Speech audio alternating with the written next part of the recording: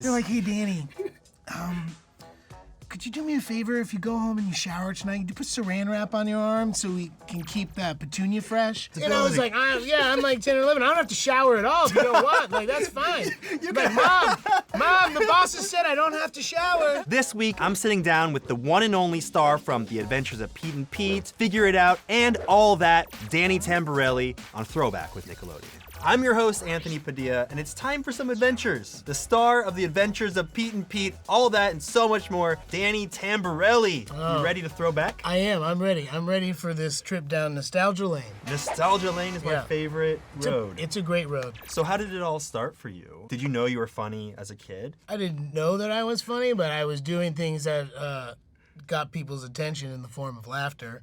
I mean... So I did know about that pretty young, I guess. Were you like the class clown, or? To a point. You know, I grew up going to public school my whole life, so I would get tutored on the set. When you get tutored, you end up just blowing through your curriculum because it's one-on-one with a teacher, not in a classroom with 20 people. So you're basically a genius. So no, not a genius. I would just come back and I would be done with all my work. I had to be in school physically, but then I just, get in trouble being a class clown. Because you already knew most of the... Because everything was done. I was like, what do you want from me? Yeah, you're like, I'm sitting here. Are you happy? Look, I'm just going to go mess around in the back, okay?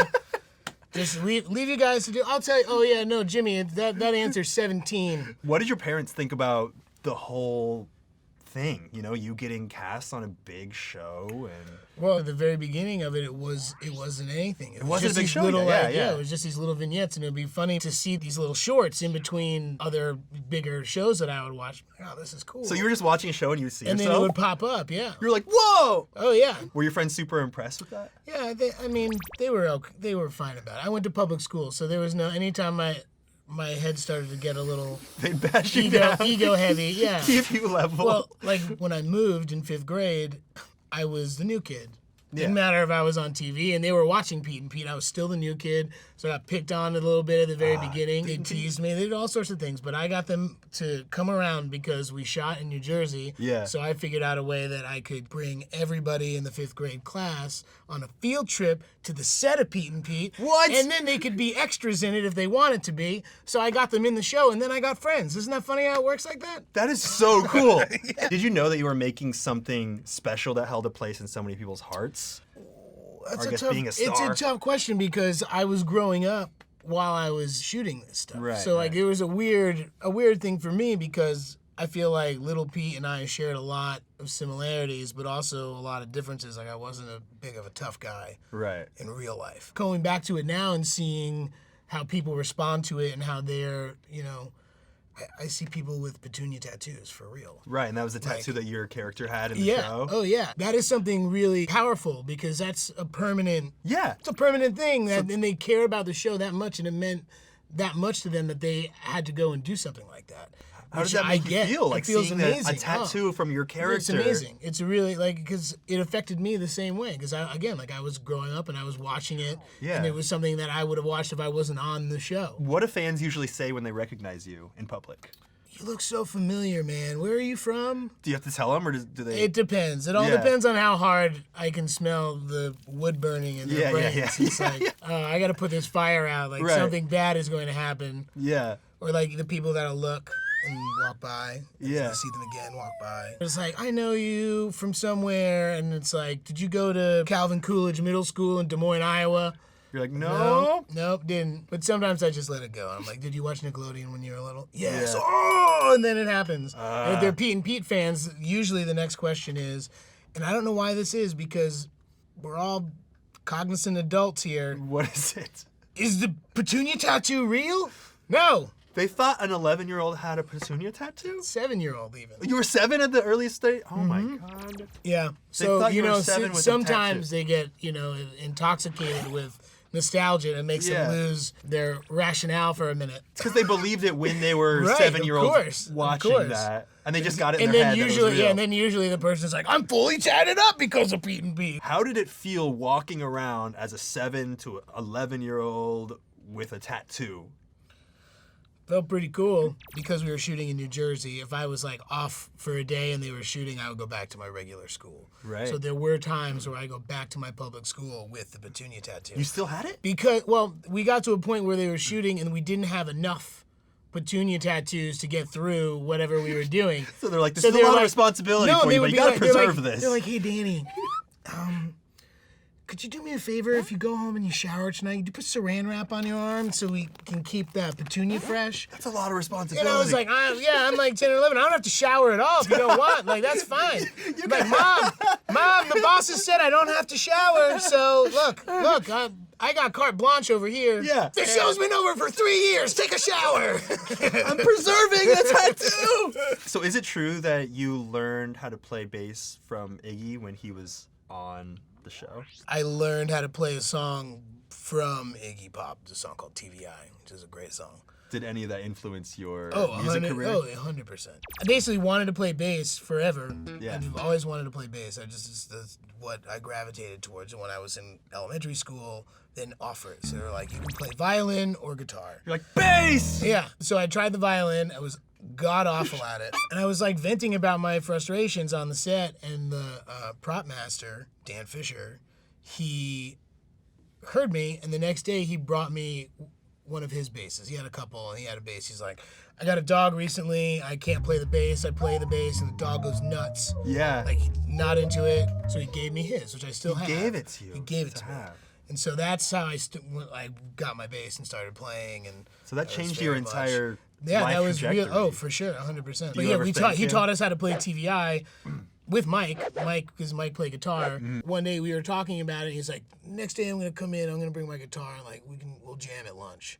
I was like, oh, Iggy Pop wants to jam. You just wanted to jam? He wants to jam at lunch. With how old were you at the time?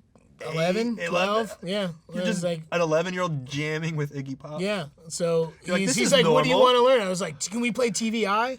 And he's like, okay. And then he started playing it, and I had this crappy little amp, and started smoking while we were playing it, kind of blew it up.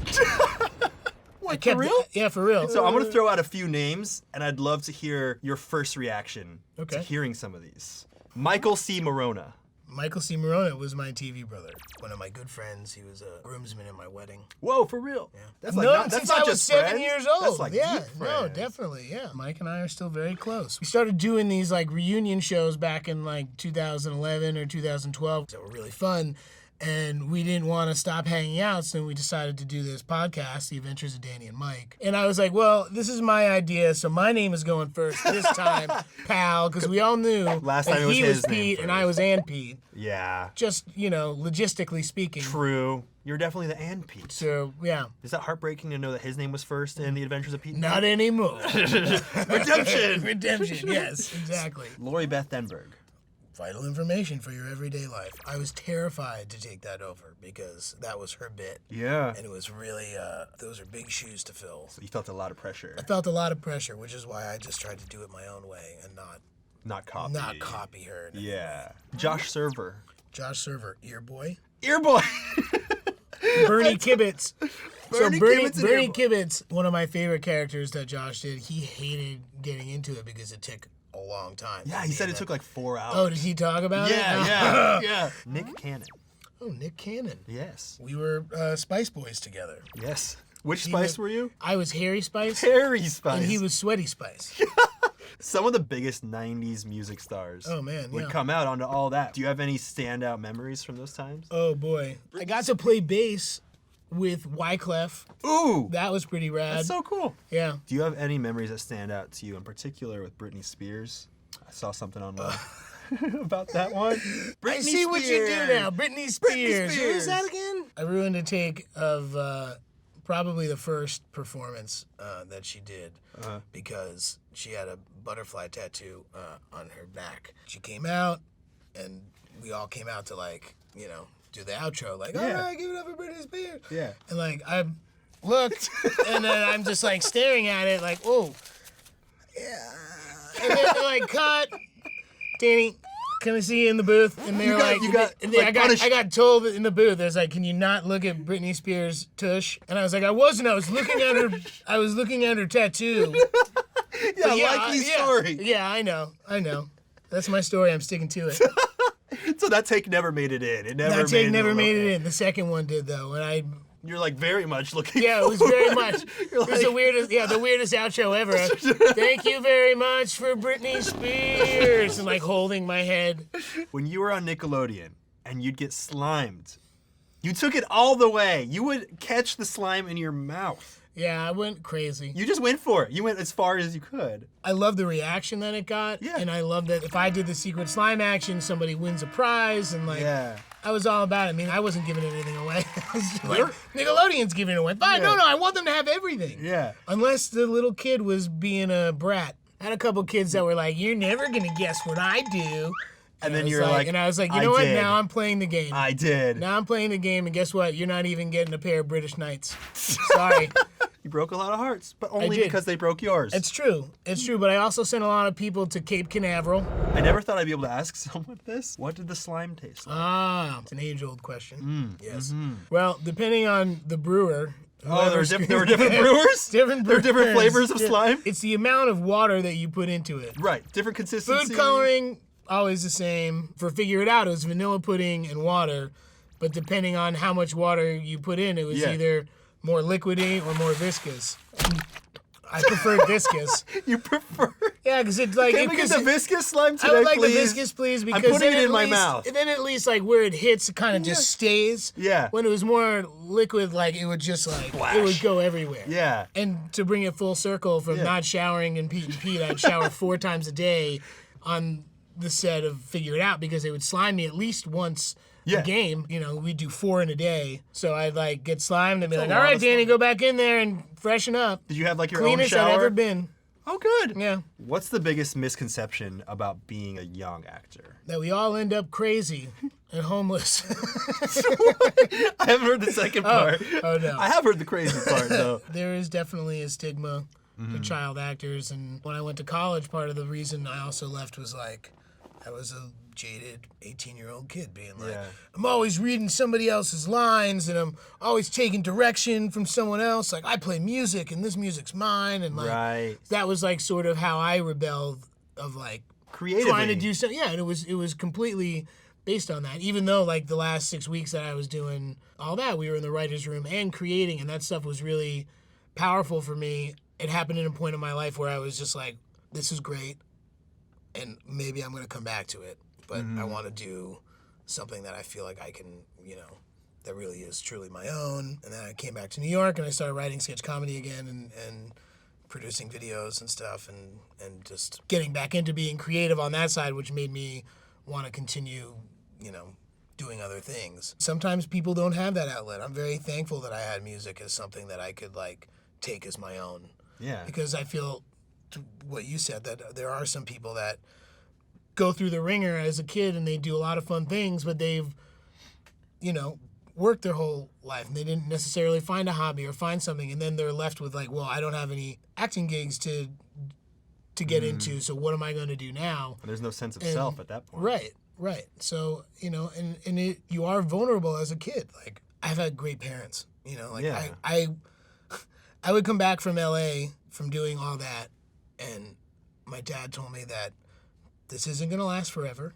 Okay. And I was like, I know, Dad, I know. And he's like, and you have to learn the value of $1. So I talked to my buddy who owns the bagel store in town, and he's willing to give you a job on the weekends. So you were able to live a normal life at that sort of, but like people would come in and be like, I just saw you on Sneak last night. Make me a bagel. You know, like it was kind of weird. And in that moment, I was kind of like, I felt a little weird. And like I had a story. It's like, oh, I'm just helping out my dad's friend. Yourself. Yeah, I just felt like it was like hard for me as a 16, 17-year-old kid. It's kind of embarrassing to It felt a little embarrassing when they'd be like, can you sign my, bagel bag? And then like, salt and pepper on that bacon, egg, and cheese. Yeah. You know?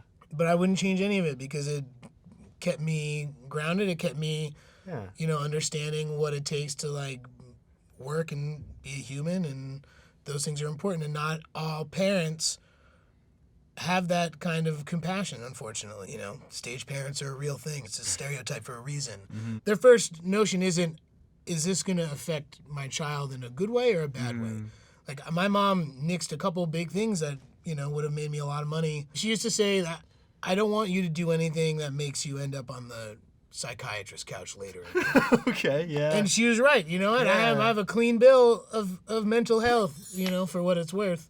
I mean, I'm probably crazy, but I'm saying that I haven't, but I'm not diagnosed. Yeah. Is what I'm saying. Keep it that way, and you're not crazy. Right, exactly. All right, Danny, one last throwback. Okay. I wanted to ask you if this brings back any memories. Oh my gosh, that is tasty. That is Mr. Tasty.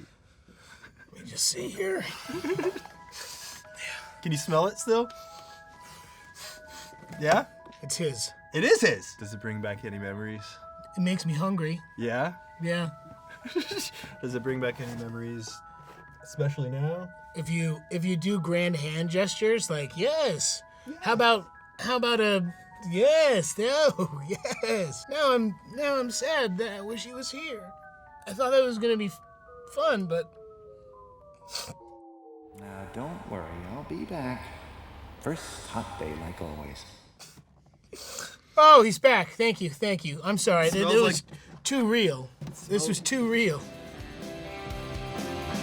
All right, thank you so much, Danny. Hey, my that pleasure. was great. Thank you. Do you mind playing us out while we sign out? Why not? Yes. Why not? I'd love to see your bass skills. Bass right here, huh? Got a bass ready for you. What should I play here?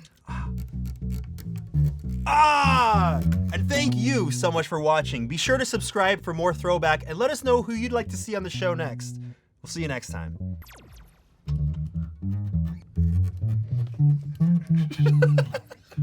Bass makes you so happy. Bass makes me very happy. Bass makes me uber happy.